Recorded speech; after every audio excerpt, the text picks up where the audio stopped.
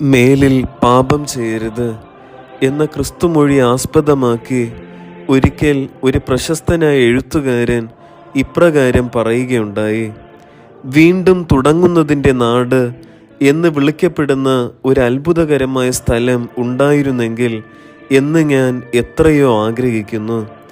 എൻ്റെ എല്ലാ പഴയ തെറ്റുകളും ഹൃദയവേദനകളും സ്വാർത്ഥ ദുഃഖങ്ങളും ഇനി ഒരിക്കലും എൻ്റെ ജീവിതത്തിൽ പ്രവേശിക്കാത്ത വിധം അത്ഭുതകരമായ ഒരു തുടക്കമുണ്ടായിരുന്നെങ്കിലെന്ന് എത്രയോ ഞാൻ ആശിക്കുന്നു. ക്രിസ്തുവിൽ സ്നേഹം നിറഞ്ഞവരെ, തപസ്സുകാലം 5-ാം ഞായറിൽ നാം പ്രവേശിച്ചിരിക്കുകയാണല്ലോ. ഇന്നത്തെ 3 വായനകളും നമ്മുടെ ജീവിതം നന്മയുള്ളതാക്കി തീർക്കുവാൻ പുത്തൻ അവസരങ്ങൾ നൽകുന്ന അവസരങ്ങളുടെ ദൈവത്തെക്കുറിച്ചാണ് പറഞ്ഞു വയ്ക്കുന്നത്. ഇന്നത്തെ സുവിശേഷത്തിൽ വ്യഭിചാരത്തിൽ പിടിക്കപ്പെട്ട ഒരു സ്ത്രീയെ കാപട്യത്താലും ദുശ്ചിന്തയാലും നിറഞ്ഞ നിയമജ്ഞരും ഫരിസയരും ക്രിസ്തുവിന് മുന്നിൽ കൊണ്ടുവന്നുകൊണ്ട് ക്രിസ്തുവിനെ കെണിയിലകപ്പെടുത്തുവാൻ പരിശ്രമിച്ചുകൊണ്ട് പറയുകയാണ്: ഗുരു, ഈ സ്ത്രീ വ്യഭിചാരത്തിൽ പിടിക്കപ്പെട്ടവളാണ്. ഇങ്ങനെയുള്ളവരെ കല്ലെറിയണമെന്നാണ് മോശ കൽപ്പിച്ചിരിക്കുന്നത്. നീ എന്തു പറയുന്നു? സാക്ഷാൽ ക്രിസ്തുനാഥനെ പോലും അവർ പരീക്ഷിക്കുകയാണ്. വ്യഭിചാരത്തിൽ പിടിക്കപ്പെട്ട സ്ത്രീയെ കല്ലെറിഞ്ഞ് കൊല്ലണം എന്ന് ക്രിസ്തു പറഞ്ഞാൽ, നാളിതുവരെ ക്രിസ്തു ദൈവസ്നേഹത്തിനും കരുണയ്ക്കും ഊന്നൽ കൊടുത്തുകൊണ്ട് പറഞ്ഞ വാക്കുകളെല്ലാം തന്നെ പൊള്ളയായി തീരും. ഒപ്പം ക്രിസ്തു റോമൻ ഭരണകൂടത്തിനെതിരെ നിൽക്കേണ്ടി വരും. കാരണം വധശിക്ഷ നൽകുന്നതിന് റോമൻ ഭരണാധികാരികൾക്ക് മാത്രമേ അവകാശമുള്ളൂ. വീണ്ടും വ്യഭിചാരത്തിൽ പിടിക്കപ്പെട്ട സ്ത്രീയോട് ക്ഷമിക്കാൻ പറയുകയാണെങ്കിൽ ക്രിസ്തു മോശ നൽകിയ നിയമത്തെ നിന്ദിക്കുകയും സമൂഹത്തിൽ വ്യഭിചാരത്തെ പ്രോത്സാഹിപ്പിക്കുകയും ചെയ്യുന്നു എന്ന് ക്രിസ്തുവിൻ്റെ മേൽ കുറ്റം ആരോപിക്കുകയും ചെയ്യും. ഇപ്രകാരം ക്രിസ്തുവിനെ തന്ത്രപൂർവം കെണിയിലകപ്പെടുത്താൻ വന്ന എല്ലാവരെയും അമ്പരപ്പിച്ചുകൊണ്ട് ക്രിസ്തു പറയുന്നു: നിങ്ങളിൽ പാപമില്ലാത്തവൻ ആദ്യം അവളെ കല്ലെറിയട്ടെ. ഒരിക്കൽ ജോൺ പോൾ 2 മാർപ്പാപ്പ ഇപ്രകാരം പറഞ്ഞു: ഈ ലോകത്തിൽ 2 തരം വ്യക്തികളെ ഉള്ളൂ. ഒന്ന്, ദൈവത്തെ അറിയാത്ത സ്നേഹിക്കാത്ത പാപികൾ. 2, ദൈവത്തെ സ്നേഹിക്കുന്ന പാപികൾ. വ്യക്തമായി പറഞ്ഞാൽ ഈ ലോകത്തിലെ എല്ലാ മനുഷ്യരും കുറവുകളും പാളിച്ചകളും പരിമിതികളും ഉള്ളവരാണ്.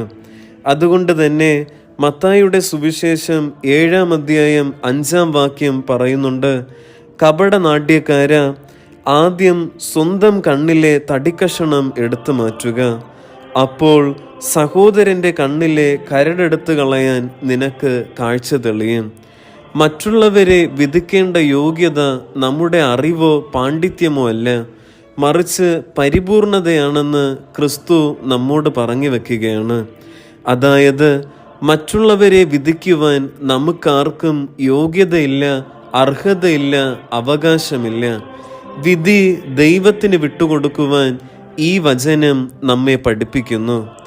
ഇന്നത്തെ 1-ാം വായനയിൽ യേശയ്യാ പ്രവാചകനിലൂടെ ദൈവം അരുൾ ചെയ്യുകയാണ്: കഴിഞ്ഞ കാര്യങ്ങൾ നിങ്ങൾ ഓർക്കുകയോ പരിഗണിക്കുകയോ വേണ്ട. ഇതാ, നിങ്ങൾക്കായി ഞാനൊരു പുതിയ കാര്യം ചെയ്യുകയാണ്. മറ്റുള്ളവരെ കുറ്റപ്പെടുത്തുന്ന അവസ്ഥയിൽ നിന്ന് സ്വന്തം കുറവുകൾ തിരിച്ചറിയുകയും അത് പരിഹരിക്കുകയും ചെയ്യുന്ന തലത്തിലേക്കുള്ള ഉയർച്ചയാണ് നമുക്ക് നൽകുന്ന ഓരോ അവസരങ്ങളുടെയും വിജയം എന്ന് പറയുന്നത്. ഇപ്രകാരമുള്ള തലത്തിൽ ക്രിസ്തു എത്രയോ ആഗ്രഹിച്ചിട്ടും ഇന്നത്തെ സുവിശേഷത്തിലെ നിയമജ്ഞരും ഫരിസയരും ഉയരുന്നില്ല. പകരം തിന്മയുടെ കെടാത്തീയിൽ തിന്മയ്ക്ക് കൂട്ടുപോകുവാനും തിന്മയെ താലോലിക്കുവാനുമാണ് അവർ ആഗ്രഹിക്കുന്നത്.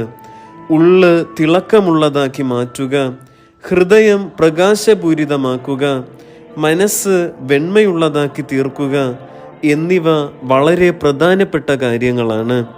വിശുദ്ധ പൗലോസ് അപ്പോസ്തലൻ ഫിലിപ്പിയർക്ക് എഴുതിയ ലേഖനത്തിൽ നിന്നുള്ള ഇന്നത്തെ 2-ാമത്തെ വായനയിൽ എൻ്റെ കർത്താവായ ക്രിസ്തുവിനെ പറ്റിയുള്ള ജ്ഞാനം വിലയുള്ളതാകയാൽ ശാശ്വതമാകയാൽ മറ്റെല്ലാം നഷ്ടമായി ഉച്ഛിഷ്ടം പോലെ നിസ്സാരമായി നാം കണക്കാക്കണം എന്ന് പറഞ്ഞു വെക്കുകയാണ്.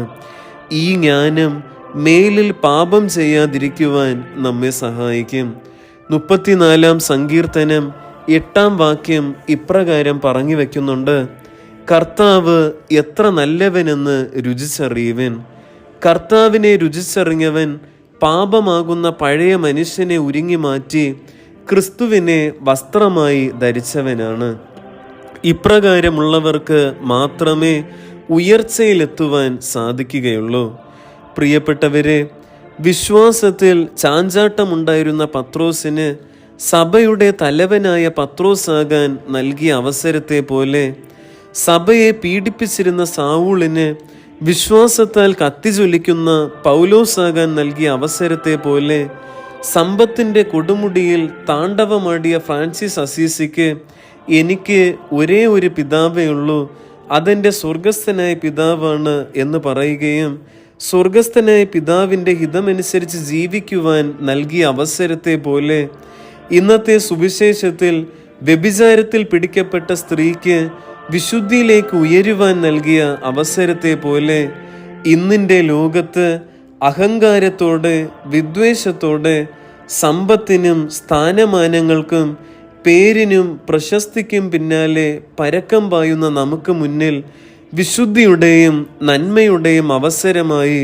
ക്രിസ്തുനാഥൻ കടന്നു വരികയാണ്. തപസ് കാലത്തിൻ്റെ ഈ അവസാന നാളുകളിൽ ദൈവം നൽകുന്ന അവസരങ്ങൾ നല്ല രീതിയിൽ പ്രയോജനപ്പെടുത്തി വിശുദ്ധിയിലും നന്മയിലും വളരുവാൻ നമുക്ക് പരിശ്രമിക്കാം. സർവശക്തനായ ദൈവം നമ്മെ ഓരോരുത്തരെയും സമൃദ്ധമായി അനുഗ്രഹിക്കുമാറാകട്ടെ.